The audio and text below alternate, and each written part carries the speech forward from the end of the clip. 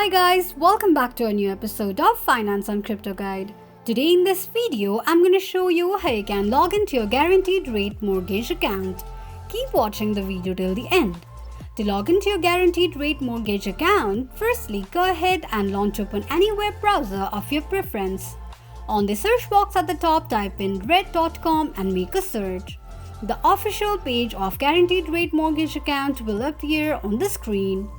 Click on Login option at the top right corner of the page. You will end up on the login page of Guaranteed Rate Mortgage account. Enter your email address and tap on Next. Tick mark on the box that says Remember Me in case if you want your ID to be remembered next time you log in. On the next page, enter a password associated with your Guaranteed Rate Mortgage account and tap on Verify. Click on an eye icon to check if you have entered your password correctly or not. This is how you can log into your guaranteed rate mortgage account quickly and easily just in few steps. If you have any thoughts or queries, let us know in the comments section.